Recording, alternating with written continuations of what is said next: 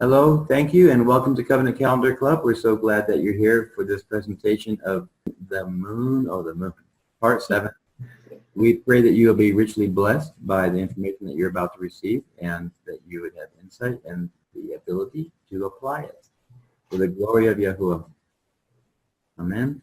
Let's give a big warm shout out, everybody, to those watching on YouTube. Let's say it.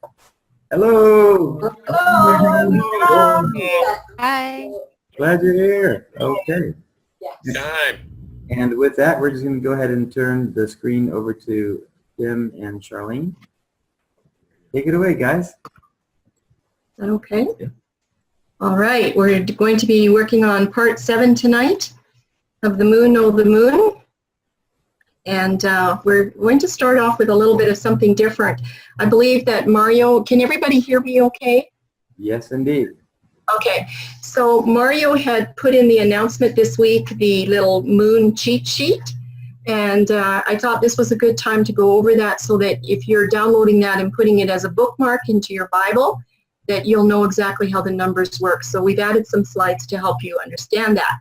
And we're going to be doing a little bit on computer study tools because there might be some discrepancies that you see, so I want to point those out. So let's get started with that. These are 3 popular study tools for looking into the scriptures, eSword, the Blue Letter Bible, and the one that I'm using is the PC Study Bible. I've used this one for years, but it's a program you have to purchase. So most people are using the eSword and the Blue Letter Bible because they are free, right, Tim? Yes. And they are actually pretty good sources. So tonight, this short lesson is going to demonstrate some points of interest, I hope, between these 3 popular study tools for the calendar study. And these are the 3 that I think are at least eSword and Blue Letter Bible, Tim. I haven't really heard of anybody else using something different, but there could be. But we're going to look at these 3 tonight. And we're going to look and see if these study tools actually agree with each other. And I hope that this little lesson is, 15 or 18 slides or something. I hope that helps you to understand if you're using a different study tool that you have something to watch for. So this is the bookmark that was sent out, and it is a little on the ancient side, so we will probably update this. But this is what it looks like. And for this moon study sheet, it's a tool to understand and remember the basics of the whole moon study. It's just designed to be something easy, maybe to prompt your memory. Now, these listings that we have here on this bookmark, we're going to go through them in detail, are from my study program. It's called a PC Bible Study Program. And there is some explanation that is necessary so that each one of you will know how to use this bookmark efficiently according to what I've used, but then you can also apply it to the study tools that you use. So we're going to examine several areas on this particular cheat sheet, is what I call it. This is going to be number 1. We have a total here on the left-hand side that says 52 moon references in the Strongs. Over here it says 54. I want to be able to show you why those are 2 different totals. And then this part here that is in the red box or the pink box is going to be an answer to the solution. So these 2 are going to work together in this presentation. Then the second, these look like kind of discrepancies. I'm going to call them discrepancies, but they're really not. This is the second part that we're going to look at with the 3391 Yarak. And that is going to work together with this number down here, this 274, that is talking about months. Okay? So we're going to do this step by step, and I hope that it's clear for everybody. Possible discrepancy number 1 on this bookmark study. Here's the question. When searching the Strongs for moons or moon, there are a total of 52 references that I found. In my particular study program, it researches either by the Strong's word, or I can search by the Englishman's word number. So In the Strongs, I'm searching by the word moon or moons. In the Englishman's, it searches by the Hebrew word number. I might be saying that a little bit later on, but just to get you started. Number 2, when searching Englishman's for moon Hebrew word numbers, there's a total of 54. Okay, so that looks like there's a discrepancy. Why are these numbers different? We want to show you why they're different on this little cheat sheet. So let's solve discrepancy number 1. In the Strongs, 7720 or Saharan has one listing with the word moon in it, and that's in Isaiah 31:18. When you search in the Englishman's Concordance, which would be another book on your shelf if you actually had the book, and you put in the number 7720, there are 2 other references that you will find that are similes for the word moon, and I have those listed in Judges 8:21 and 8:26. And so that makes a total of 3. That increases your total for the Englishman's from 52 to 54 because those other 2 references are referring to the moon. Does that sound clear? If there's any questions, we can take them later. Okay, so possible discrepancy number 2. Let's look at this one. In the Strongs, 3391, and the Hebrew is, how do you pronounce it? Yorach. Yorach. It has 2 listings for moon, and I have them here, 2 listings. Okay, that's your lunation cycle.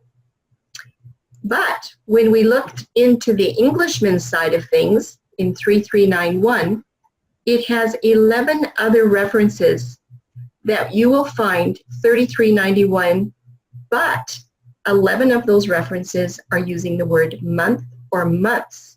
So that's why you will have 13 here instead of 2, because it's telling you that those extra 11 months have that same number, 3391. So that's why you have 13 matches there. That looks like a discrepancy, but that's because it gets separated out. Now, number 3, how does this affect the final total given as 274 months? And I probably could have left that off of this cheat sheet, and maybe when we redo it, we'll do that. But I want to show you how this works. And it uses a little bit of math. Okay, I've labeled these as 2A so that you can follow my comments here, 2A with 2A.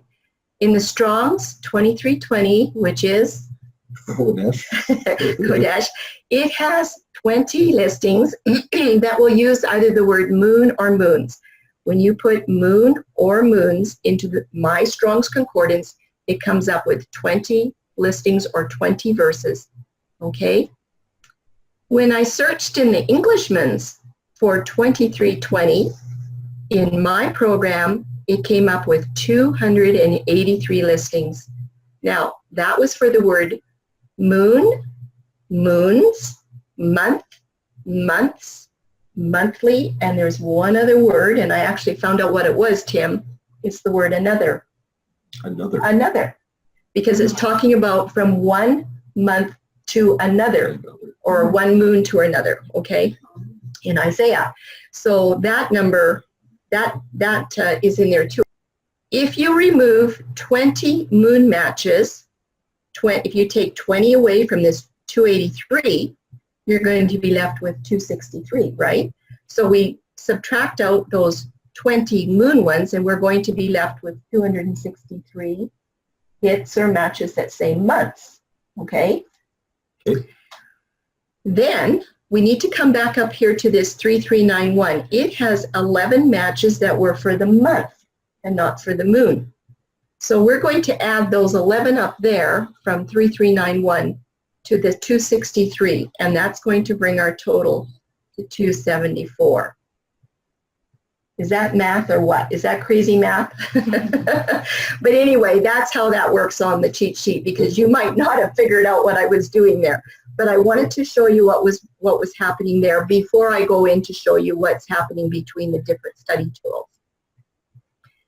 And it's really good to build charts with Bible study tools. So this bookmark was designed using my PC study Bible, okay? But you can design one with your own, right? There is one more area in the Moon Study bookmark that might appear as another discrepancy for those that are using either eSword or Blue Letter Bible study tools. So I want to show what that is. And if we're using a different study tool than these two, you'd have to go and check it out and see what's happening there. Okay, so I'm calling this bookmark discrepancy number 3 because this is the number right here, 283, that one of our calendar people was wondering about because on their study tool, they were not coming up with this number of 283. Well, the number in question is 283. 283 listings for 2320. And it's good to be here to have this good Hebrew. So the question is, will eSword and the Blue Letter Study Bible agree with the PC Bible study tool that I'm using? We want to see about that. And is there something important that we can learn from this exercise when we're using different Bible study tools? And by the way, we didn't know about this until that question came up, right, Tim? That's right. And that was just a couple of weeks ago.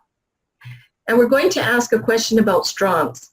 Will the different Bible study tools represent the work of Mr. Strong as it's found in his book that would be on the shelf? This was something that we learned as well that we didn't know. And we're saying, should they or shouldn't they, right? We want to find out. Okay, so we're going to do a comparison of these 3 study tools. Is everybody okay so far? Yep. Okay, because we're going to come up to slide 32 and I'm going to be asking for audience participation. So I have set this up so that you can only see part of this at a time because I can't animate a table. But anyway, we're searching for moon and moons. In eSword, it sorted it out like this. There was 41 verses and 41 hits for the word moon, and there was 11 verses and 11 hits or 11 matches in eSword. In the Blue Letter Bible, I had exactly the same numbers. So I thought that's pretty neat. In the PC study Bible that I'm using, I had exactly the same numbers. There won't be anything here, not yet. The next search, I was looking at Hebrew word numbers, 3394 Yerah. and 3391 Yerah. That was too close. and 3842 Nama. and 7720. Saharan. Right. So when I did this, and you can just, we don't want to spend a lot of time here, but you can just eyeball this really quick, and you can see here, both of these are 26 and 26. Actually, the Englishman's Bible is, or the Englishman's study tool is the same. For Yorak, we have 13 verses and 13 hits. Everything's the same. Strong's in my study Bible isn't going to show it. It shows as 2 moons and 11 months. We're going to come up to that. But in the Englishman, it has the same. So there's no discrepancies here. I hope everyone can see that everything looks pretty good, right? Pretty nice and clean. Okay, let's go on to the words now. Month, months, monthly, and this other word is another that connects to 2320. So when I look those up in the eSword for month, it has 183 verses, 246 hits. Now, this doesn't mean this means that you've got 246 hits in 183 verses. Many verses in Esther will have that word 5 times, up to 5 times. No problem in the Blue Letter Bible, it's the same. In the Strong's, I did not take the time to count it up. I didn't have time to count it up. You guys can go and do that. But anyway, it's probably in the same ballpark. For the word months, we have 41 and 43, 41 and 43, 41 and 43. Everything is really good. We're still on track. And of course, for the word monthly and the word another, which is also has 2320 connected to it, you can see that we have a very nice alignment here. So there's no discrepancies there. But this word, Kodesh, with the word number 2320, this is where our question comes in. Otherwise, we basically have no discrepancies. We're still all really happy. Okay, let's take a look at the eSword platform first, for 2320. This is what the screen looks like when I brought it up onto the computer. It says eSword right there. I put in 2320, and right down here, it tells me, which is really nice, and this is the brand new program that I finally downloaded. It says 224 verses found in how many matches? 279. 279. So what I did is I put 279 right there under eSword. And of course, it's going to have a whole lot more information as you scroll down. You'll get all 224 verses. Because there could be some people here tonight that don't know how to use these study programs. Okay, let's look at the Blue Letter Bible. We're checking out 2320 Kodesh matches. You can see it's the Blue Letter Bible. And right down here, it tells you that this word number occurs 276 times in 224 verses. So I put 276 here. So what does this look like, Tim? 3 difference. There's a discrepancy, right? Yes. And we were wondering about these discrepancies. That's why we're doing this. There's 2 discrepancies here. Which one is right? Maybe they're both right. I don't know. Let's look at PC Study Bible. This is the program that I've been using. When I put in 2320, now I'm researching this through the Englishman's, Tim, because that's how my study tool is set up. It tells you it's the Englishman's right here. And right underneath that, it says there are 283 matches in the King James Version for 2320. Now what? 3 discrepancies. Are we in trouble? You are. So this is what we have so far. With eSword, we have 224 verses. Actually, we do with all 3 of them. See that? But eSword says there's 279 hits. The Blue Letter Bible says there's 276. And my program says there's 283. So it seems like there's some discrepancies. And I don't know what the reason is, Tim. We should probably figure out why there is, but I would have to go through and I'd have to count up everything to see if one of these had a math calculation in the program. I wonder if Vivian would like to do that. But anyway, I just wanted to show you that it appears that there's some discrepancies, but I want to also show you that maybe it's really not something to worry about. So let's look at 2320 as moon. This is in the eSword. This is 2320 as just moon. There are 9 hits in non-Torah verses. For the word moons, which is plural, we have 11 hits, and it's actually 11 verses in non-Torah books. Okay, let's look at Blue Letter Bible. Oh, let's do the eSword first. So there we have our 20 non-Torah verses. We did this the last time I think we did it, right, Tim? Yes. That we decided these were mistranslated as moon. They should have been translated as month. But the percentage, this is the important part right here. 20 out of 279 in the eSword is 7.1% of those hits are mistranslated as moon or moons instead of month, 7.1%. Let's look at the Blue Letter Bible because it has the same. I think I might have missed something here, but let's just keep going. Blue Letter Bible, it had 20 out of 276, and when I did the math, it comes to 7.2%. And the Englishman's, when you do the math, to have 20 out of 283, it's 7.0% in the Englishman's. So these 3 study tools agree that only approximately 7% of the Kodesh listings are translated as moon instead of month. 7%. And they're all within a point, 0.1 or 0.2. So there's some things to remember when we use computer study tools. And I hope that this small exercise can demonstrate that there could be something that looks like a discrepancy, but maybe it isn't really a discrepancy. Maybe it's just the way they did their math. So does this discrepancy affect the overall outcome of the study? And I'm saying in this case, with what we're doing, it didn't affect the overall study. Somebody's using their mouse on the screen. Wasn't me. Be watchful for other types of discrepancies, though, that could affect your final outcome if you're doing a study. So I just want you to kind of watch for that. Okay, we need to also look at italicized words, because italicized words in the King James have been added to the text, and we need to examine all of the words in the text for content and context so that we have accuracy. But we should be thinking about italicized words if they're in the Strong's as well. So that's what we're going to look at right now. We just have a few more slides on this. What about Strong's italicized words?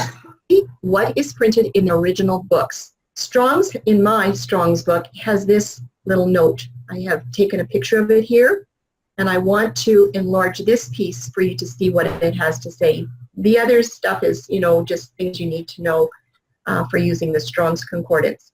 And just remember, Strong's isn't 100% reliable, but if you know how to use it properly, it can be a good study tool. But this is what he says about italics. Italics is at the end of a rendering from the KJV. It denotes an explanation of the variations from the usual form. Okay? In other words, italicized words have been added. And that is something that we need to know. Let's look at the Blue Letter Bible first, because they also have definitions from the Strong's.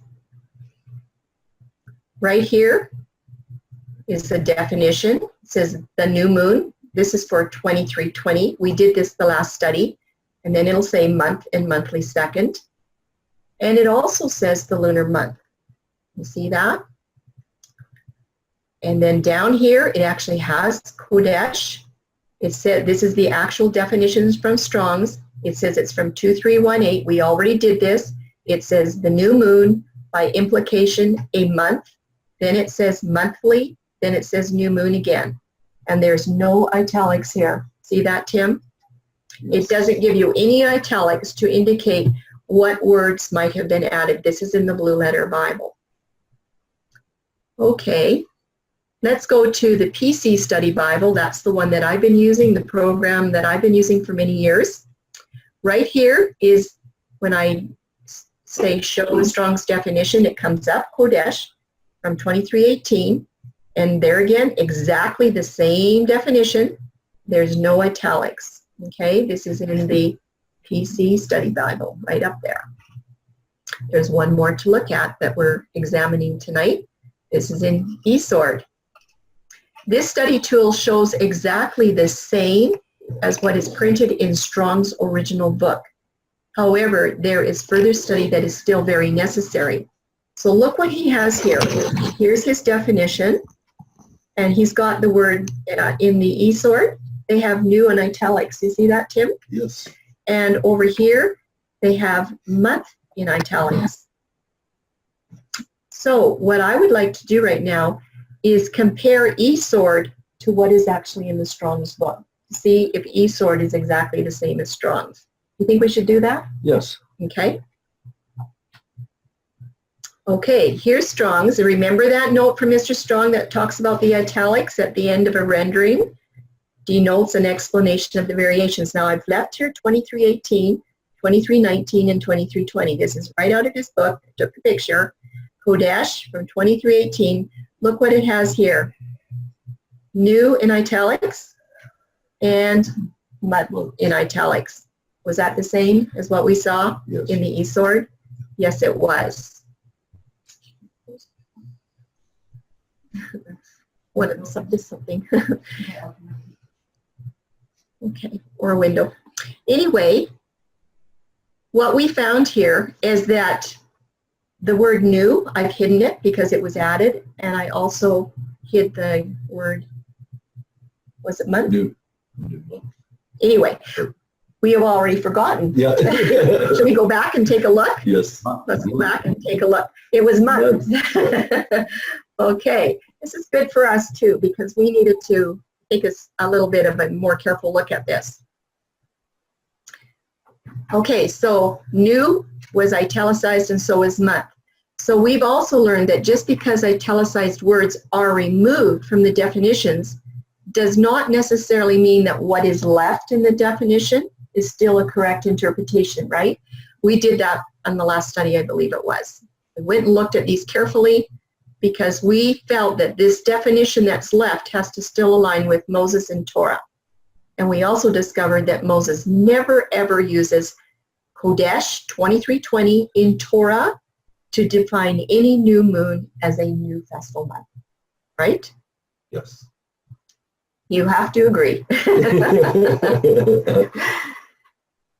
Now, because Strong's had new in there, I was just thinking, well, are there any entries for new moon that really belong there in the Strong, in the King James Bible?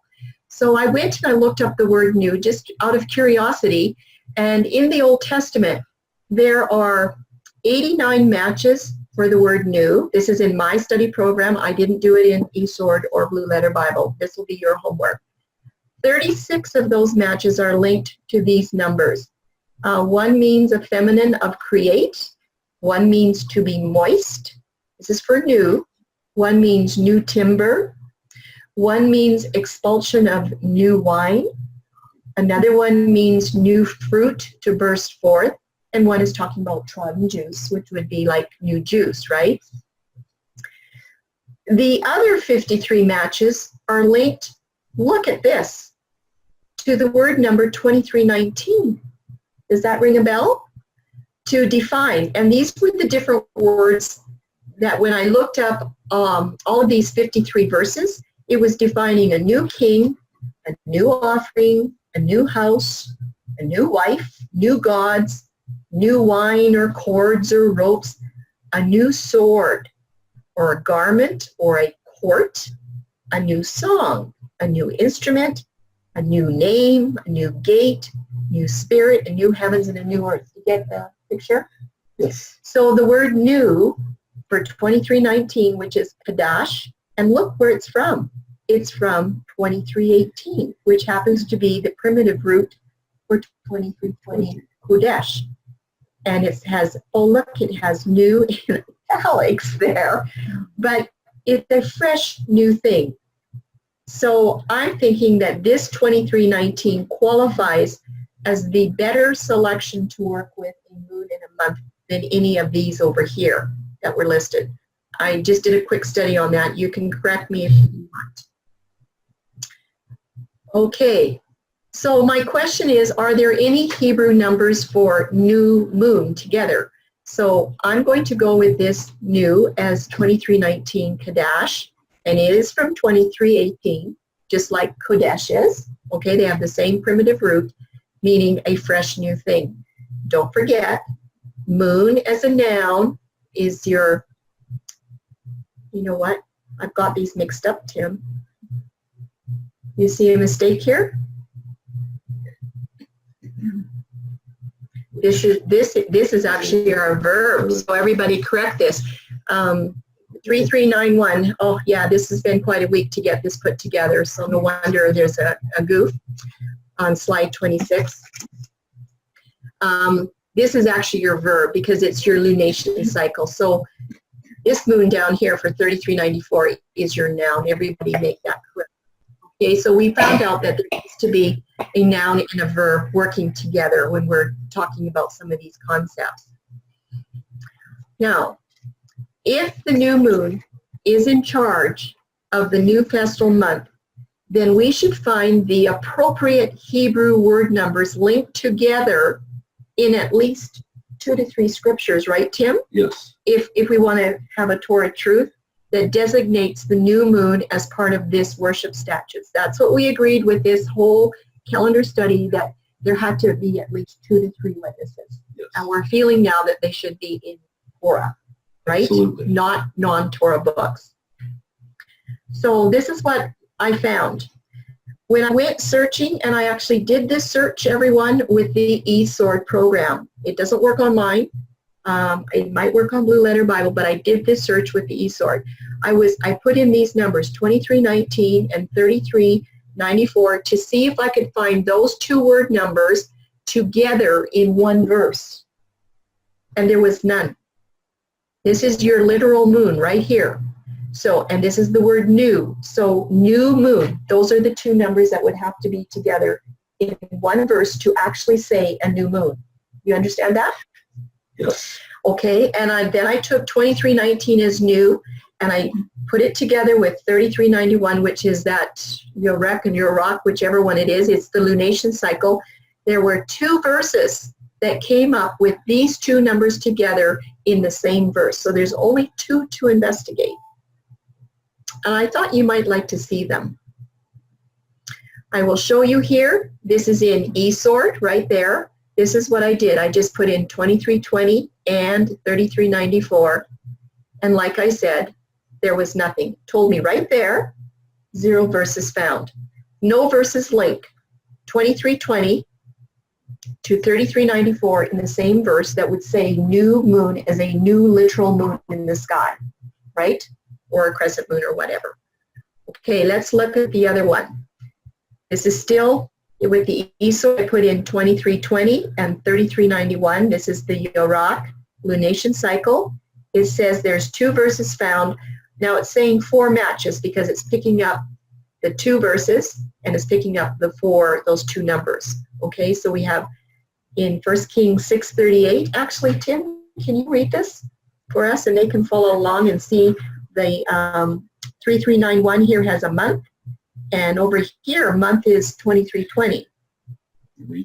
Go ahead, yeah. And in the 11th year, in the month Bull, which is the 8th month, was the house finished throughout all the parts thereof, and according to all the fashion of it. So was he 7 years in building it. That's what 1 Kings 6:38 is. When I looked at this verse, I'm thinking in the month, that's your 3391. Now the 3391 is your lunation month, but they've also got month is 2320 Kodesh. But I did not find anything in this verse, Tim, that says that this new month has anything to do with a festival month, indicating that it's beginning a festival month. Yes, there's nothing that I can see there either. Mm-hmm. But there is one more. It's 1 Kings 8:2. And it also has the 3391 right here with month, and it has your 2320. So these yellow highlighted parts are your 4 matches. So Tim, why don't you read that one for me? And all the men of Israel assembled themselves unto King Solomon at the feast in the month Ethanim, which is the 7th month. Mm-hmm. Now, what did we find here? This verse actually says at the feast, 2282. So this is possibly, yeah, but it's possibly a contender for something, right? Yes. But we looked at this a little bit, and we could probably do a full study on this. When you actually look at the context around this particular scripture, it is when Solomon is bringing the Ark of the Covenant into the temple, I believe, and there was a feast there. Whether it was a feast of Yahuwah or not, we'd have to do some research on that. But what I've come to the conclusion on for right now, for the moment, is that neither of these 2 verses in 1 Kings has any context for new moons beginning festal months, especially a 2282. Peg. Yeah, like that. That kind of a feast in the 7th month. Okay, so this is something that you should know about, because people may bring this verse to you as a controversial verse. But you know what? It's only one. and it's a non-Torah verse. That's something to remember as well. So what's the conclusion of this little study on this bookmark? I'm feeling that study tools can assist us tremendously, but we must be sure to choose correct definitions according to content and context. And we have to know that the conclusion has to align with Moses and the Torah. So I hope that was helpful to you. And now we are ready to start part 7. Everyone wants to know the truth about the moon or the moon or the moon.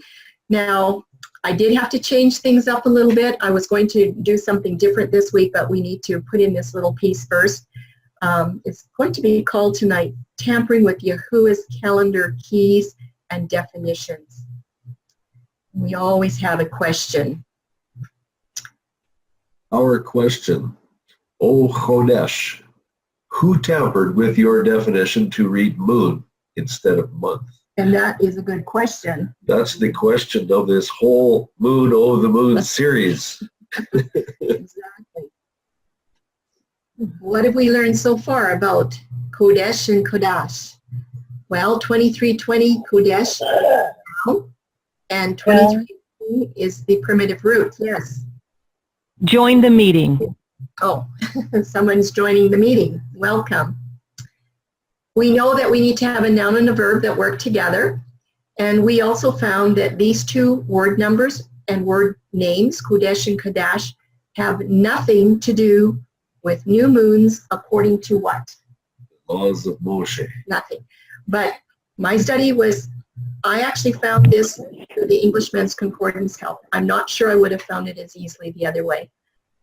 So we have our little graduate birdies back, and they're going to help us with our study.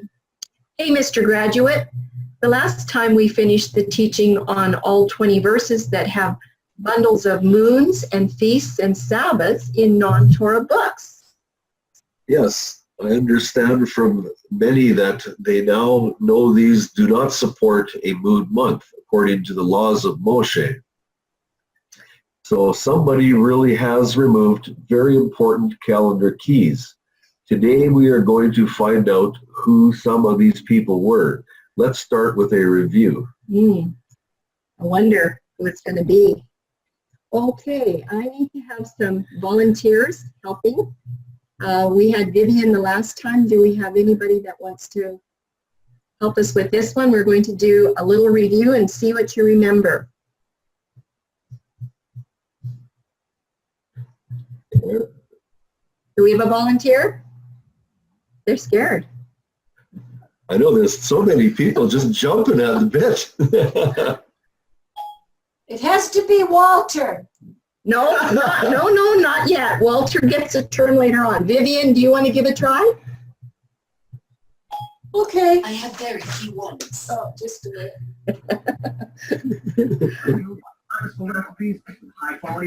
I've got my Siri on and she wants to answer your questions. Okay, let's give it a try. Okay, there's going to be 2 of these slides, and so we're going to kind of break it up a little bit.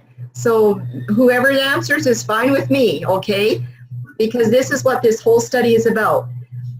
In our Hebrew word number 3394 for Yarach, do you remember what's going to be over here? It's a part of speech. Which part of speech is it going to be? Well, it's supposed to be a noun. Yeah, there you go. Oh dear, I showed you the answer. Oh, yes, thank you. Okay, Vivian, that's right. Let's go to number 2, Yarach, 3391. This is the lunation cycle. Which part of speech would it be? Well, that's the verb, thank you. I don't know. Oh, good, yay. This is a lot better than last time. Okay, I don't know. There's something wrong here with the computer. Anyway, Nirvana. What part of speech is that? It had 3 listings. Well, it said adjective because it's the color of the moon. All right. I'm not going to touch the computer this time. Okay. 7720 is 1 listing in the Strongs. It's Saharan. What is it? What part of speech is it? Well, you said it was a simile, meaning it's the same. Now, like a comparison, sorry, yeah. You're right. She's right. Hey, student. Excellent.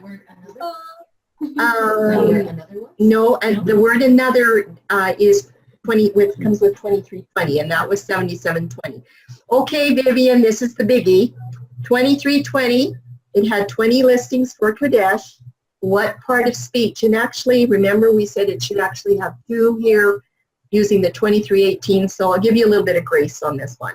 Oh, so it is the verb? It's still a verb? Well, 2320 is actually a noun, but the 23, yeah, the 2318 is actually your verb. Okay. Okay. Yeah. Okay. I don't really have it set up on this slide because of room. Okay, but the verb is the repetition part. Okay, so we had a total of 52 references, and this was our question, right? Yes. Oh, somebody else is on. Are there really 2 verbs and 2 nouns for 1 moon? I think I'm going to turn the slide over to the next slide now. All right, do we have another volunteer? Because we're going to look at something different. Now, you just saw the bookmark with all these numbers on it.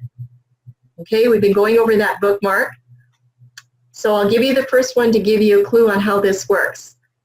We have the Strongs on the left and Englishman's on the right. For the Strongs, when I put in moon, and I didn't have room here, but when I put in moon or moons, it's the noun, and there was 26 exact matches. They were exactly the same in Englishman's and the Strong's Concordance. Can someone tell me what happened with Yorak 3391? The Strong's in my study program had 2 listings. Do you remember how many there was in Englishman's? Anybody can answer. 11. There was 11 is part of the answer. And then 2 more was moon. And so what would we have all together? 13. There you go. That's 13 matches. That's right. Okay, 3842 is also another word number for moon or moons, the color, Labana. There was 3 listings. When I put moon or moons into Strong's, I had 3 listings. When I put the word number into Englishman's, how many listings did I come up with? Anybody? Tim? 3. He says 3. You're right. You're rock. Yeah. 7720. There was only 1 listing. When I put in moon or moons, only 1 listing came up with 7720, Saharan. How many when I put it into Englishman's? When I put 7720 into Englishman's, how many listings did I find?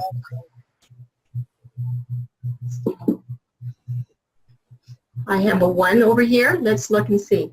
3. 3, that's right. But 2 of them said ornaments or something like tires. They were similes. Okay, everybody should know this one. 2320 in the Strongs, I put in moon or moons. I had 2320 come up 20 times for moon or moons. In my program, how many times did it come up in the Englishman's? 283. That's right. Now, everybody, you see this little squiggly dash here, this little curvy squiggly dash? I've kind of found that when you see that, that means about. Okay? So it could be 283 in my program, 279 in the eSword, I believe, and 276 in Blue Letter Bible. Okay. So the question this time is, why are there 263 extra listings for 2320, according to the PC Study Bible? So you guys did really good. All right, we have 1 more. This is just a review slide from everything that we did in our last study. Do I have a volunteer that wants to try to just explain this in a couple of sentences? Do you remember what we did with these charts? Anybody? We might have to do this lesson again.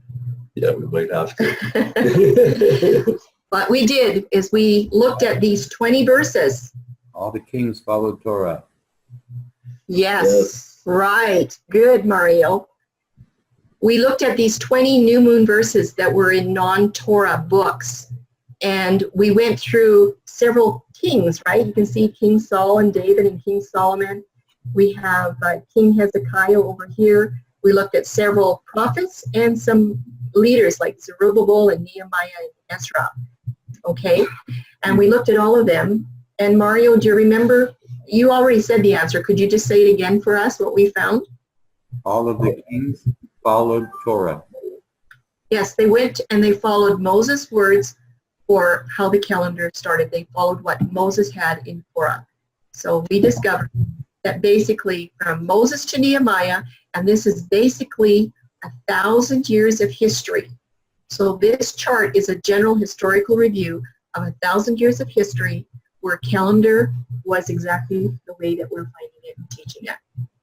Okay, so let's get going now.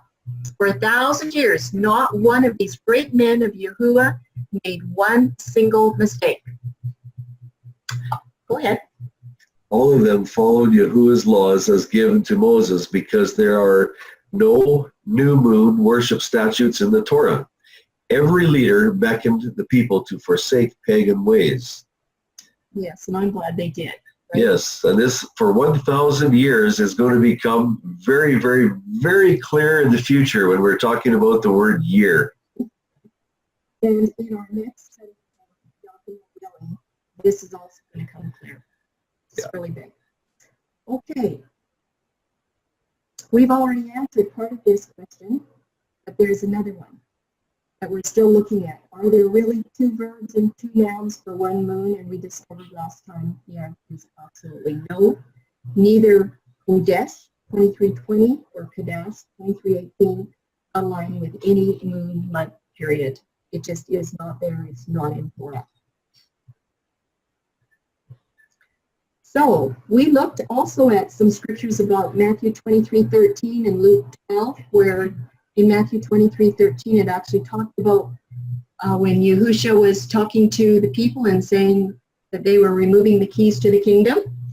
And in Luke 12, he was talking about you can discern the sky and whatnot, but you don't know the things that I'm telling you basically about calendar. Let's look at this here too, like who really took away the keys to Yahuwah's covenant calendar. Anyway, I want to read the verse here in Luke 8:7 because it says, "For nothing is secret that will not be revealed, nor anything hidden that will not be known and come to light. For whoever has, to him more will be given." And the last part of the verse is that who hasn't, it will be taken away. So far we have investigated the Hebrew lexicon writers and their part in tampering. This was a couple of lessons ago when we saw how Strong's tampered. Remember, we looked at Gesenius, we looked at the theological word book of the Old Testament, and there was another one that we looked at, I believe, how they had the theological word book had 2,000 words, remember, that were trying to promote that the 2320 that was actually supposed to say new month was actually saying it is new moon. So this is all going to be revealed, exactly what the truth is. So we were finding that a thorough investigation really has to continue, that there just might be someone else responsible for taking away the keys to Yahuwah's covenant calendar. It wasn't only the Hebrew lexicon writers that tampered with this covenant calendar. And today we're going to investigate the 1611 translators. They are different than the Hebrew lexicon writers. Okay, the translators came first. Most of the Hebrew lexicon writers were later. Strong's was in 1890 when his book was published, almost 300 years later. And the next question will be, what happened? How did the new moon words find their way into 20 non-Torah scriptures through this Kodesh 2320? Just exactly how did that happen? But we want to remember that the 1611 translators really had a big work to do, and their work was completed. It was less than 100 years after Luther. And I do believe they really did their best. And it's highly likely that they were influenced by traditional teachings during their time. We're still very much steeped in Roman teachings, and you know Rome's going to distort the truth. And we also have to remember one thing, that Jewish tradition is very strong as well at this point in time. And that suits Rome just fine. So was the new moon month one of those traditional teachings? And we like to go back to Isaiah 28:10. This is one of our hermeneutic principles.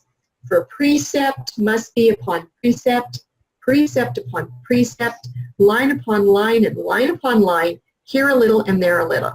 Isaiah is trying to give us the message that you need to do your study from cover to cover in the scriptures. Now, there are some things that could have happened with the 1611 King James translation to cause such a problem that only 7% of the scriptures would establish the new moon over the new Kodesh month. Two possibilities, and there could be more, but these are the two that I want you to consider tonight. Number one, the translators could have done this ignorantly. They could have made a mistake by following the Jewish traditions of their new moon, right? And number two, the translators could have done this deliberately. They could have deliberately erred, causing allegiance and sacred regard to be given to the moon month in place of Yahuwah's Festal Month start. So that's our question tonight. The translators could have done it ignorantly, or they could have done it deliberately. And that was the question I had to ask when I was doing the study. Which one was it? Or was it both? It can't be both, can it? No, can't be both. I think it has to be one or the other. Let's take a look. Let's map out. We're just going to do just a quick review so that you can remember what happened here. We started out with our Kodesh teaching here a couple of sessions ago. We went into this definition with a lot of detail, and we said that Kodesh must come into alignment with Moses and Torah as Yahuwah's new Kodesh month, not Yahuwah's new moon month or man's agenda. Because Yahuwah does have a month, a new moon month as well, okay? Yes. But 2320 has to come into alignment with his Kodesh month, not your Rek month. Yes. So we did that. If you need to see that and have a refresher, go back. We also talked about these lexicon challenges, and here's where we examined the theologians of the Hebrew lexicon study for, we did Strong's, we did the Brown Driver Briggs, that was the other one. We did Gesenius and this theological word book of the Old Testament. Do you remember that the more we looked at, the more words they had telling that the new moon was actually the new month? And the last one had over 2,000 words. So we said, you know what? They've been picking up tradition of the Jewish culture. Next time we did a review, we're doing a review. The next time we had counsel from Moses, all the way from 1450 BC, and that is over 2,500 years after creation, where his Torah calendar instructions were for all the kings, they were for prophets and leaders, and that's including Yahuwah's people today. We went through 1,000 years of history, we went through those 20 verses, and we saw that everything was linking back to Moses. We also did those 20 new moon verses, and we found that they were all non-Torah references. Every single one of them mistranslated Kodesh as moon instead of as month. And we also said not one of those 20 verses aligned with Torah instructions. So those are two different studies that we did that's working up to this one today. So today we're going to look at the 1611 translators and their treatment of 2320 Kodesh in Isaiah 47:13. Did they make a mistake or not? And then we're going to look at 10 different Bible translations besides the King James Version to see if they will give us a clearer context for Isaiah 47:13. We are also tonight going to look at some Bible commentators. We don't normally do this. This comes after you've done your Bible study from cover to cover. But we're going to examine 3 Bible commentators tonight for their insight into the proper meaning and history of this scripture, Isaiah 47:13, and I'm calling this the red flag verse. We will also look at, next time we're going to start looking at ancient history. That's going to be parts 8 to 11, and then we will do another part after that in our study before we get to that great big year study. So let's get busy here. Does it seem strange that only 7% of the key verses for worship statutes would be incorrectly translated as moons, when the proper translated term for 2320 Kodesh can only be months? We're wondering why only 7%. So let's look at Isaiah 47:13, because this verse talks about an interesting phrase, monthly prognosticators. This is a verse that uses qualifiers. We've talked about qualifiers before. I hope you remember that. The context of this verse qualifies the meaning of monthly prognosticators. So let's examine this term. Let's look at the verse first. It says, thou, and this is talking about Babylon, Babylon, you are wearied in the multitude of thy counsels. Listen to the context. Let now the astrologers, the stargazers, the monthly prognosticators stand up and save thee from these things that shall come upon thee. By the way, monthly right there is translated from 2320. It is translated correctly. What is the meaning of monthly prognosticators? Well, in short, it's those that ascertain by seeing, or every month the astrologers were gazing at the heavenly bodies, right? This is Babylon. But my question, when I found this verse, I'm going, is King James Version the very best translation? Maybe some other translations say it differently. So I would like some volunteers, at least 3 volunteers for the next 3 slides. We're going to read some of these verses and just see what they have to say. So there's 3 slides. Could I have a volunteer for this one?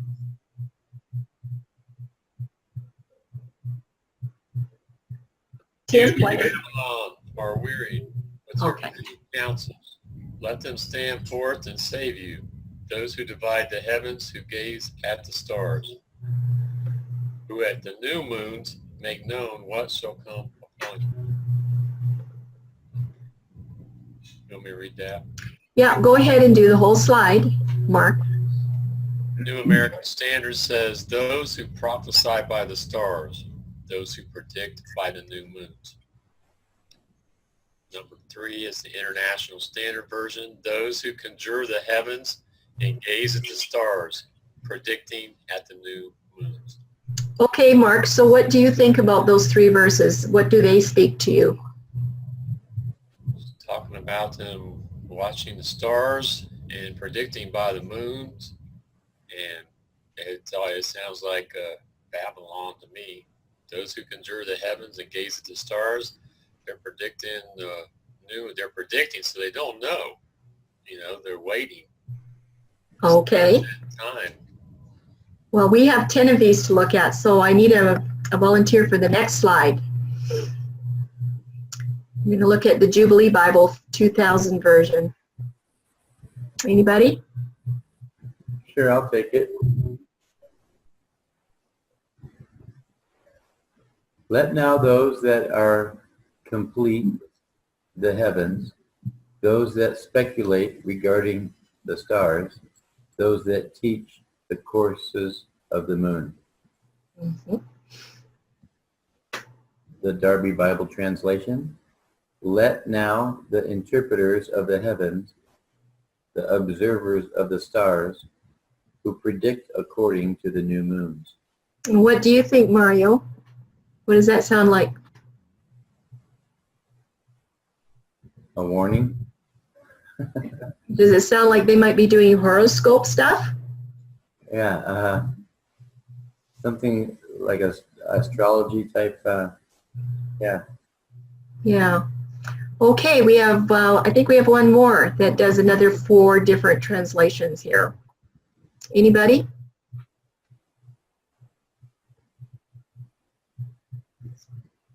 I can read that. Okay. The New World Translation, the lookers at the stars, those giving out knowledge at the new moons. And the Revised Standard Version, who gaze at the stars, who at the new moons predict what shall befall you.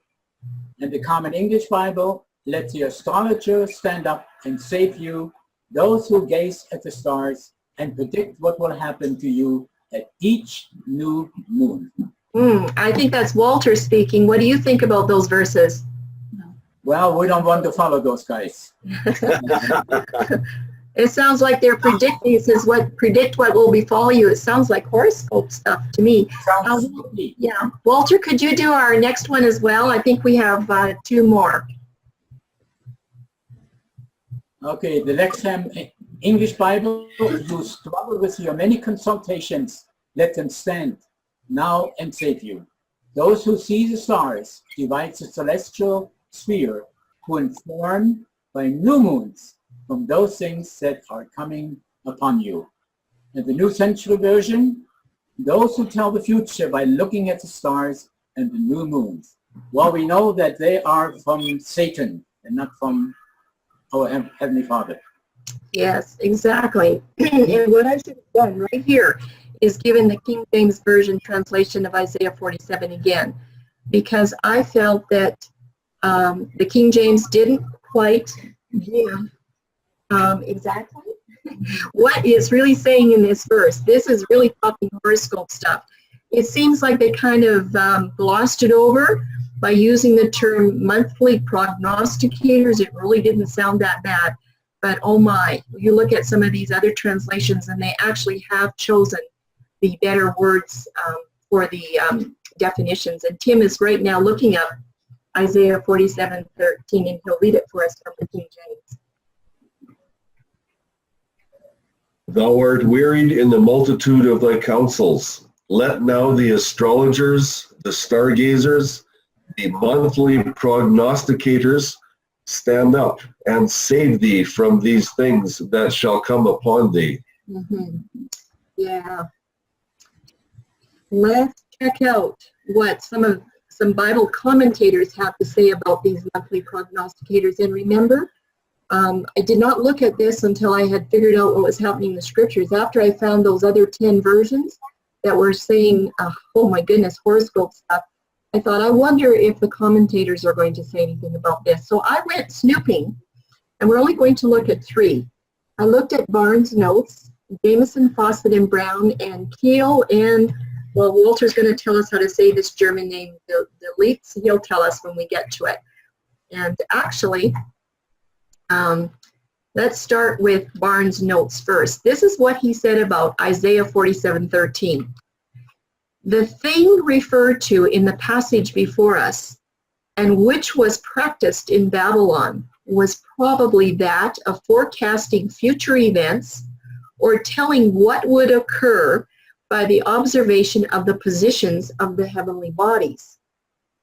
And then he has the stargazers, just like that, those who endeavor to tell what will occur by the contemplation of the relative position of the stars. And then he has the monthly prognosticators, just like that give knowledge concerning the months. That is, at the commencement of the months, they give knowledge of what events might be expected to occur during the month, perhaps from the dip of the moon or its riding high or low. The whole passage would have been more literally and better translated by preserving the order of the Hebrew. So, what do you think about that? Wow. This is what he says it should have said, okay? Let them stand up now and save thee, who are astrologers, who gaze upon the stars and make known at the new moons what things will come upon thee. It sounds a lot like staring into a crystal ball and forecasting the future to me. Yes. Okay. Wow. Soothsayer. Yes. Is there any other comment there? There's two more to look at, but I'll take comments. No, that's good. Yeah. And Nora, yes, and I'm going to warn you right up front. We're going to have a slide coming up here pretty soon where I'm going to ask you for your comments on the information that I'm showing you right now. So just keep your wits about you for a little bit. Okay, let's go to Jameson, Fawcett, and Brown. And this is what they say. Let the monthly prognosticator save thee from these things that shall come upon thee. Those who at each new moon profess to tell thereby what is about to happen. Maurer joins, not as the English version. This is what he says. Let them that give knowledge concerning save thee from those things that shall come upon thee. But they that at the new moons make known part of the things that shall come upon thee, let them also save thee from them. If they can foretell calamities, they ought also to be able to save from them, because both are the work of God. All right. I asked Walter if he would teach this slide tonight for me. I Okay. think it has some nice German in it, so go ahead, Walter. Okay, that's in German you say Keil in the lit. To look with pleasure or with interest at anything. Hence, Hooker has rendered it correctly Sterncooker. But I have to tell you here that word Sterncooker, which means stargazers, is misspelled. The first K should be a G. That means Sterncooker. Okay. Okay, they, Babylon stargazers, are described still further as those who make known with every new moon things which is used in a partitive sense. Out of the great mass of events, they neglect the most important and prepare a calendar or almanac for distinct every month. Okay, so what do you think about that, Walter? Well, these are fortune tellers. Yeah. Yeah. Yes, this is what they're doing in Babylon. Really, everybody, this is a red flag verse. Okay, we're going to find out why. And they still do that today. Oh, yeah. There's more than Babylon that does. Well, all of Babylon, right? I'm out of Babylon. We're going to do a couple of slides here on a summary. There's quite a few. There are many other Bible translations that translate Isaiah 47:13 according to the ways of Babylon, that of stargazers and those that watch for every new moon, which is a monthly event.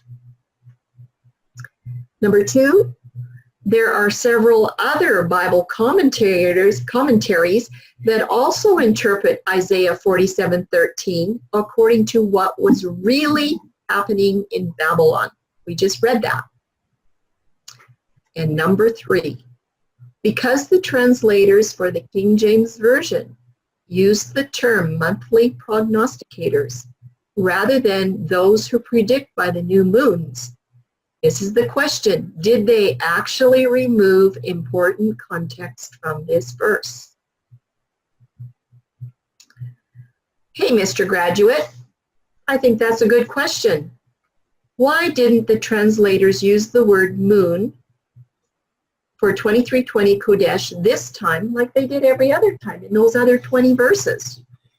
Well, around 712 BC, Yahuwah's Festal Month and the lunar month were both 30 days in length. Remember, the action definition for the 2320 Kodesh month is still a rebuilding, a renewing, and repetitive occurrence. These words also describe different moon phases observed by pagan Babylon for horoscope purposes. The context has not been altered. Going to learn more about this coming up in another presentation. Well, I think I could ask something else. I hear there are some secular historical quotes that verify some of these traditional discrepancies. Do you have anything to say about that? Yes, there are more and more historical quotes coming to the forefront all the time. We should examine a few of these. The changes of Yahuwah's day start and month start are closely linked together.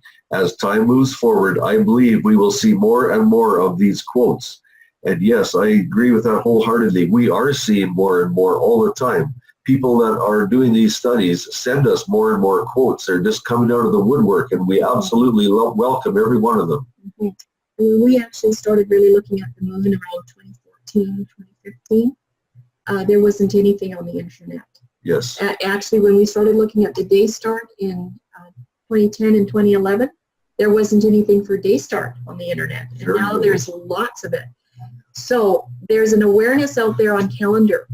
When we started the moon studies, there wasn't really anything.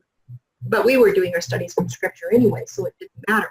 Yeah. But they're coming out of the crooks and crannies now. So we need to just kind of look at a few things. I'm going to give you parts of three quotes that seem to link to Isaiah 47:13. And lots of times in these quotes, we will give you the whole quotes eventually. We need to do that someday. But the day start and the month start are often linked together. This is from What is a Jew on page 108. When the Jews returned to Palestine after their Babylonian exile around 516 BC, they brought back with them the Babylonian astronomy and way of reckoning time. You don't know who the author is, we should search that out. This is a quote that I received this last week. It's got some really important concepts in here. They brought back with them the Babylonian astronomy and way of reckoning time. That sounds like calendar. Now, could that word astronomy, could that be changed for astrology based on what we've just read? Well, Tim, let's let the panel tell us when we give them a chance. Okay. Quote number 2 that I felt linked to Isaiah 47, and I think there's many quotes. This is from the New Catholic Encyclopedia. Especially after the Babylonian exile, a number of significant and enduring changes occurred in the Israelite calendar, showing that the Jews gradually adopted the Babylonian calendar of the time. The 7-day week persisted despite its failure to divide evenly either the month or the year. So what they're saying is they didn't change it to a 10-day week or a 12-day or a 5-day. The 7-day week happened to stay in there, even though they were tampering with other parts of Yahuwah's calendar. And then it goes on to say, the day, however, was counted from evening to evening after the Babylonian fashion. There you go. This is from the Catholic Encyclopedia. Rome knows the truth on this history, everyone. So, Mr. Graduate, if the Jews adopted the sunset day from Babylon, do you think that they also adopted Babylon's month start according to the moon? It certainly sounds logical, doesn't it? We should consider another quote on this. In this next quote, watch to see which type of calendar gave rise to the new viewpoint of the sunset day, which no doubt affected the crescent moon month start. No, Tim, I think that the crescent moon month is probably the most popular. Yes. Although I know there's some that are using the conjunction, and there's some that are using the Passover, like the full moon of the Passover, and it could be every phase in between pretty soon. I don't know. But we're sort of sticking with the crescent moon right now because that's the most popular. Yes. So this is quote number 3. It was a very long quote, and I just took some parts out of it so that wouldn't be too long tonight. But anyway, we can always get these full quotes to you later. This is from the Encyclopedic Dictionary of the Bible. Besides the conception, that was the context here, besides the conception of the 24-hour day beginning at sunrise, there arose another idea of the 24-hour day according to which this daily period began at sunset. Okay, so they had the day beginning. It says sunrise, it should be dawn, but often these quotes don't realize that. Another calendar came up, another conception. It was no doubt the lunar calendar of the Jews which gave rise to this viewpoint. So we've got lunar in here. This lunar calendar that was linked to the moon is also linked to the day start and the sunset. So these two often work together. Absolutely. And that's what we found as well before we found any of the quotes. So we'll continue on with our summary for Isaiah 47:13. This one verse was not tampered with at all, even though in this case of Kodesh 23:20, the translators could have actually incorrectly translated it as new moon, just like they did with the other 20 verses. They could have actually done that, but they didn't. They didn't touch this one, okay? And there's something else.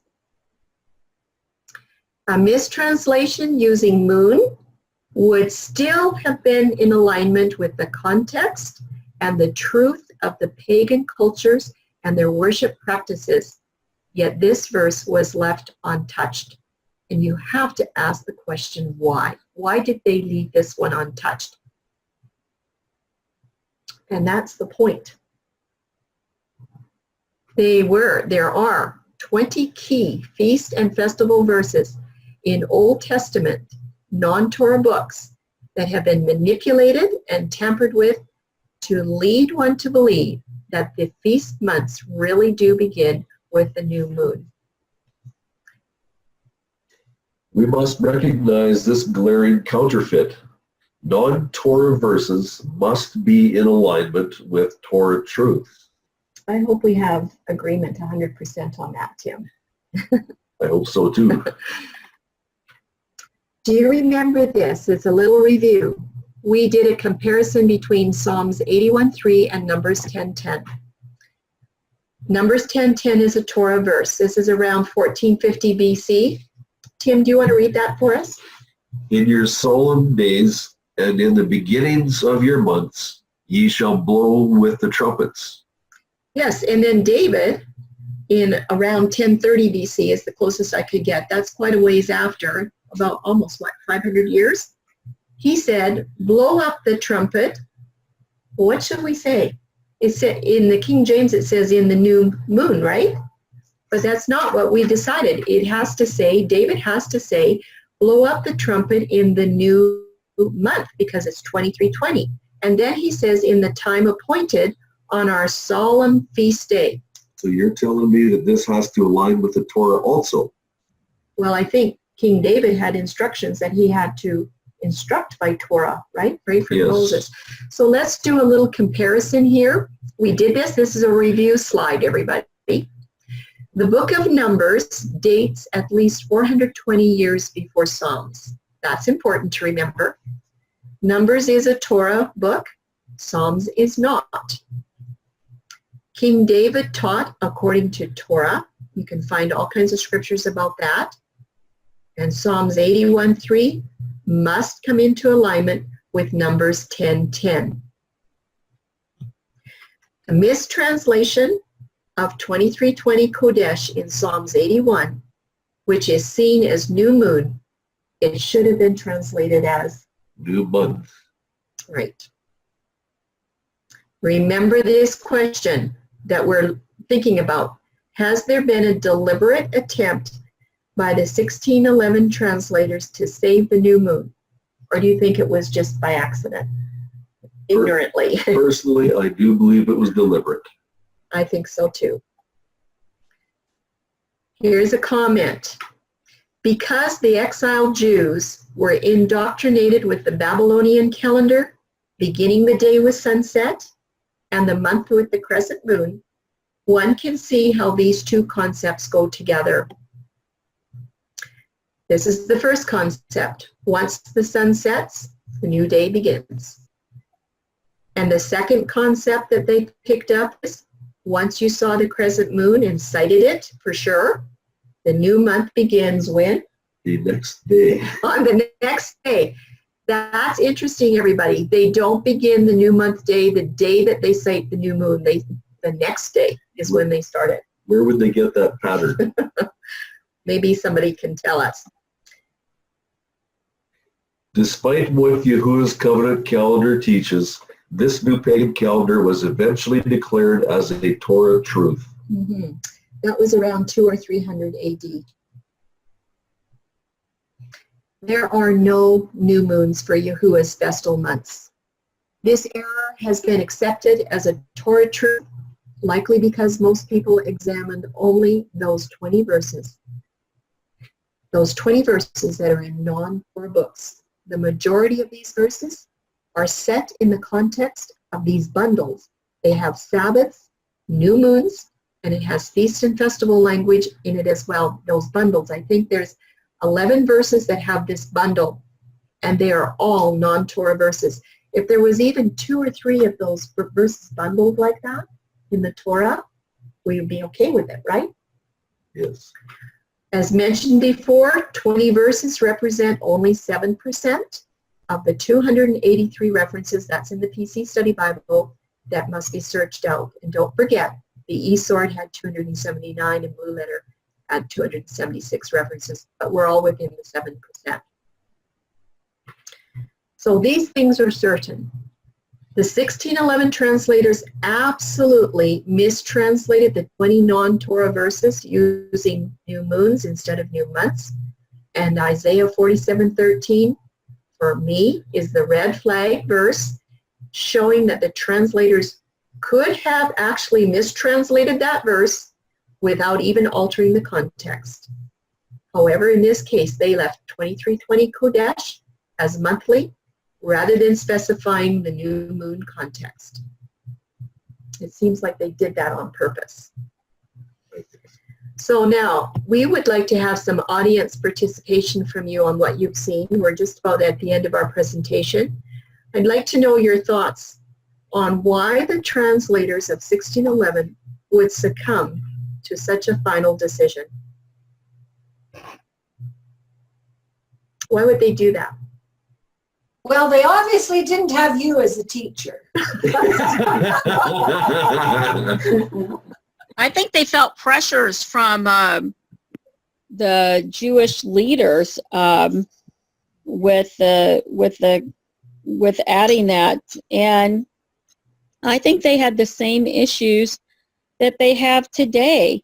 Many people, even Christians, I mean, they read the text and they've been so brainwashed with everything Jewish that they even see things in the Jewish way, even though it's not there. I mean, I just read something, I just bought a really nice book about the maps and things about the Bible, and it says the Jewish calendar.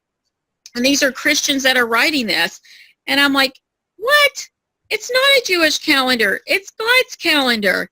And I think even back then in the 1600s, when they wrote this, well, even when we look at the 1828 Noah Webster's dictionary, it even has references to things Jewish, even though it's not.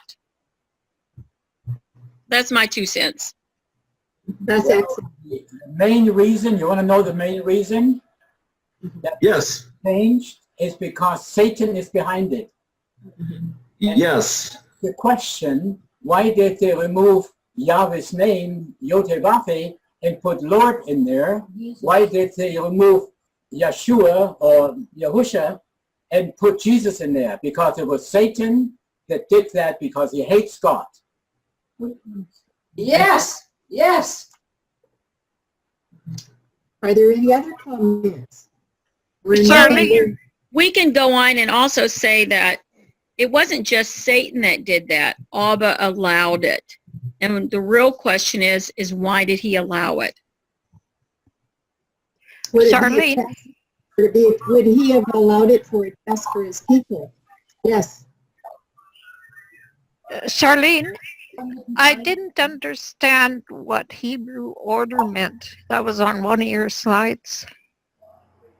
Hebrew order. Oh. It's about 10 slides back. Was that with one of the commentators? Let's look. I'm not sure. I just remember Hebrew order, and I didn't know what that meant. Okay, we will look that up. Okay, save that for later after our PowerPoint is done. Who translated what we have today? Did the Masoretes translate what we have today? Almost all the translations that we have today are from the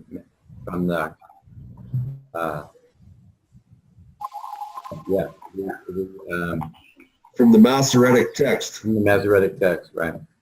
So they came from the Masoretes, so that's probably where we need to look at who they were, right?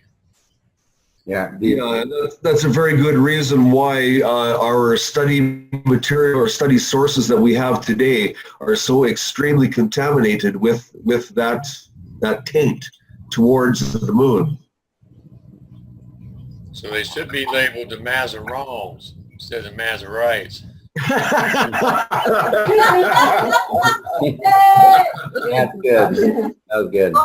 Going back to Shirley's question, I think for me, I'm seeing that a lot of things are coming down to tradition and Jewish tradition, as someone else was talking about, and a lot of people, even people who consider themselves to be believers in truth, they're putting too much weight on the Jewish tradition and believing that because the Jews did it, that it must have been right, that maybe they were doing what Yahweh or Yahuwah instructed them to do.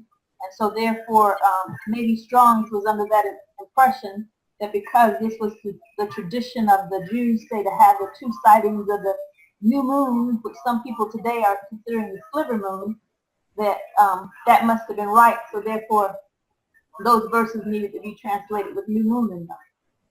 But I think it comes back to what Yahshua was saying about putting tradition, up as if it is truth when it really isn't.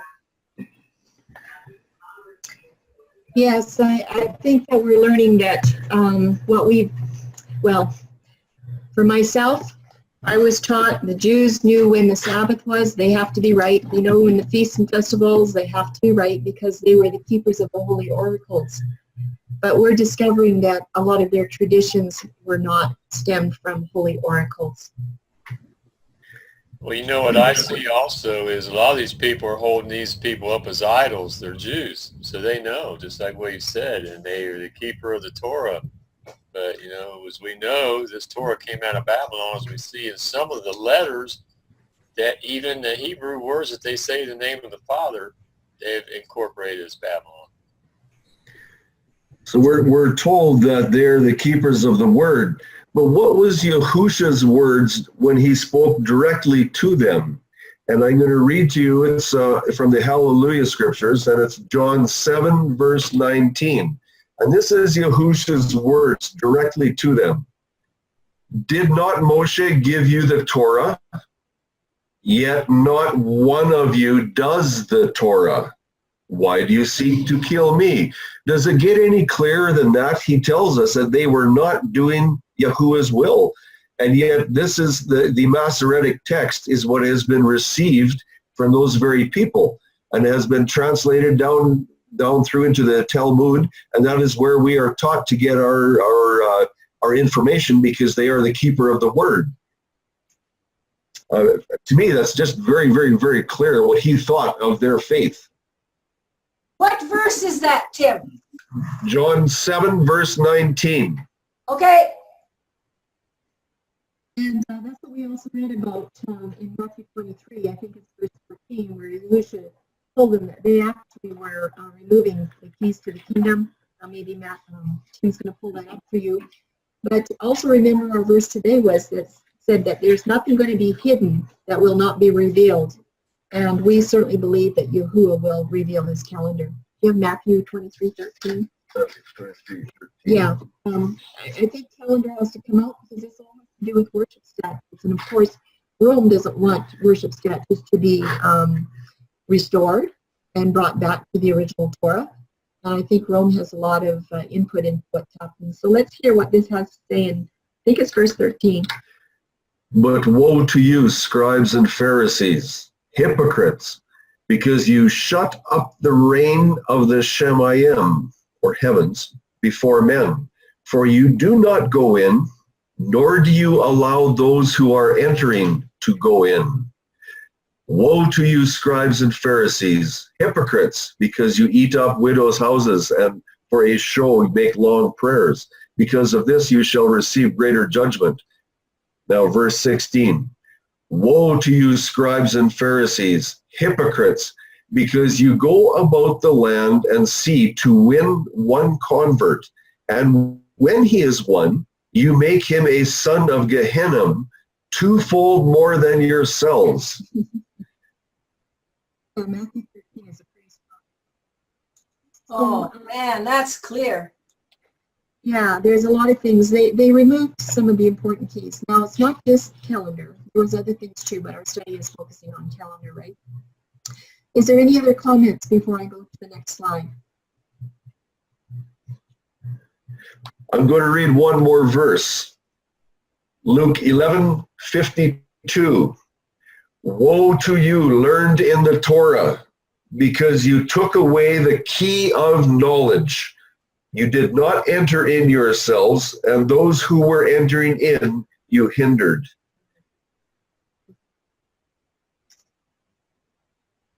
That was spoken by Yahusha to the Pharisees of his time.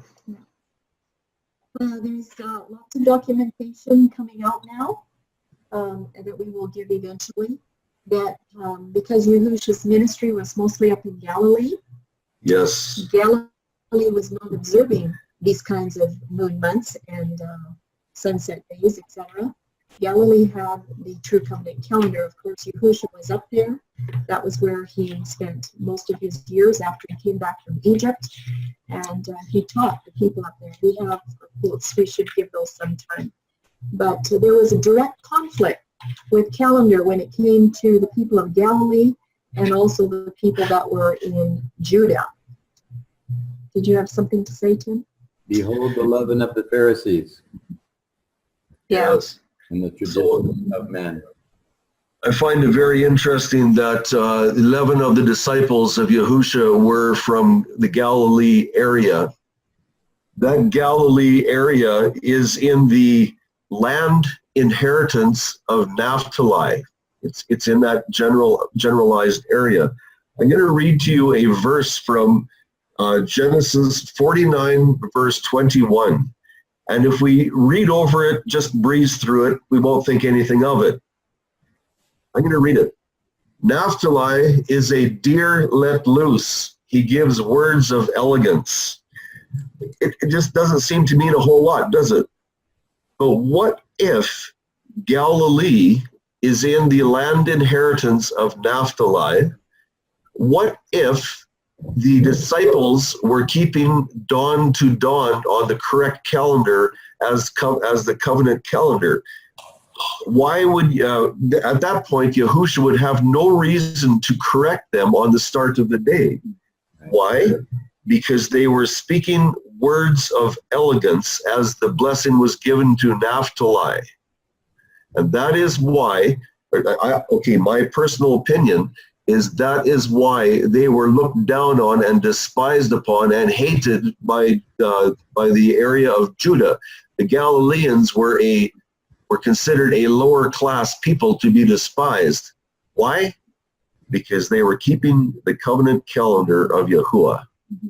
And you know what, Tim? We know that those that were living down in Judah despised the Samaritans. Could you move a little closer to the mic?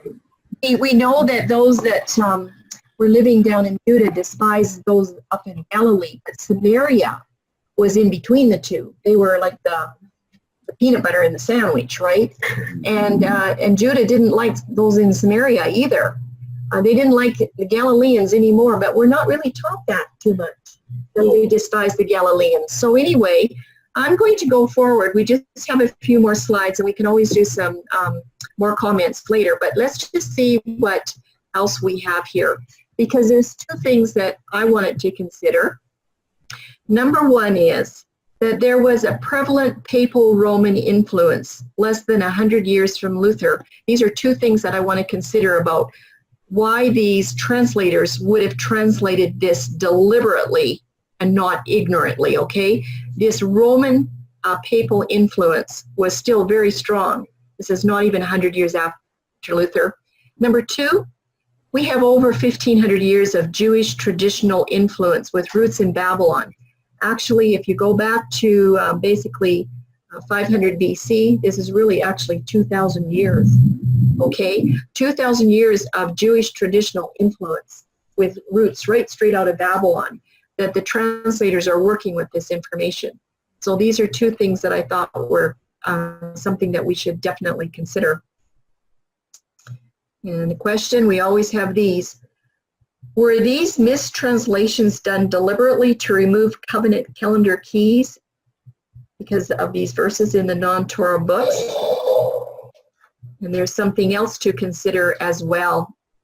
And this is important.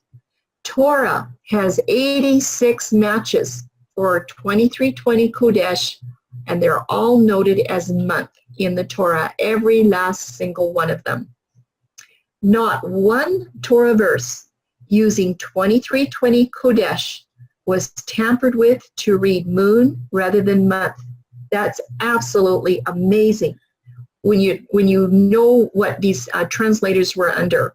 And this is what I think. Did Yahuwah hold his hand over Torah to preserve his calendar keys?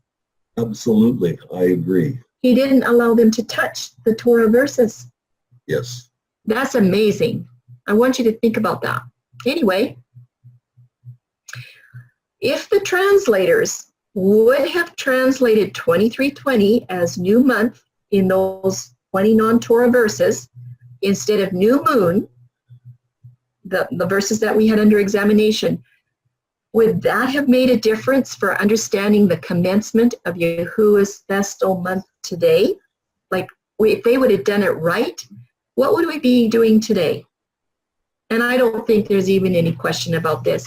If they would have translated those 20 verses correctly, where they have the bundles of feasts and new months and Sabbaths together. Darlene? Yes. Darlene, when you turn your face away from the mic, your voice does not come in clear. Could you look straight at the mic and when you speak so we can hear what you're saying, please? Okay, sorry about that. We're trying to catch both of us on one laptop, so I'm glad you brought that to our attention.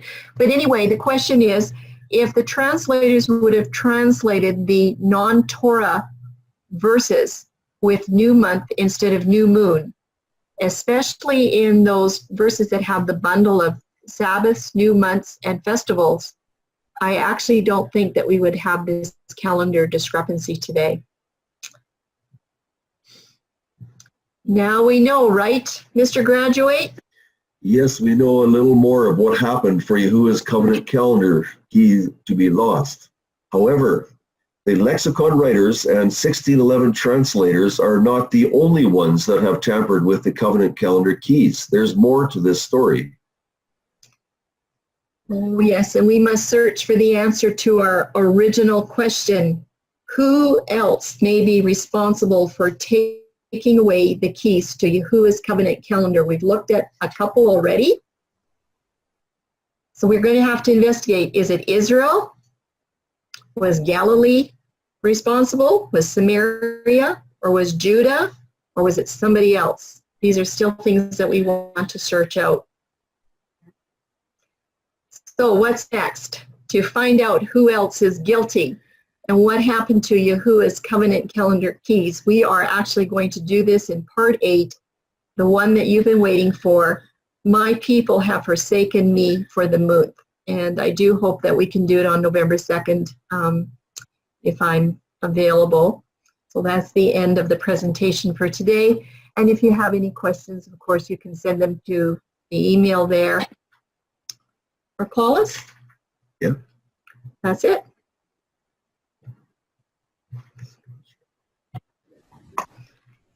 If you have comments, you're welcome to I have a question. Go ahead, Mark. You ever heard of the greens interlinear? Greens interlinear. Yes, I've heard of it. I've heard of that. What do you know of it? My neighbor lady had one of those. I've never used it. I don't know anything. I couldn't say anything about it. I've heard the name. That's about it. My other question is, what's the new English the Englishman's is that a lexicon? Are you talking about the Englishman's Concordance? Yeah, it's a concordance, huh? It's basically like a Strong's, only it researches by word number, not by the word. It searches by the Hebrew number. Where can you find those at? Are they online, or would you suggest somebody get one of them? I just have mine on the computer. I don't have the book on the shelf. I bought mine at Amazon. Okay. Do you like them very well, or are they better, more reliable and correct? Well, they're still listed by Strong's numbering system, but rather than put a word in and then find the number, you put the number in to find the word, right? Okay. I have a difficulty with saying things are more correct or less correct. I think it's just more important to have many different resources that you can compare to and take a conclusion from a whole bunch of references. That's what I like to do.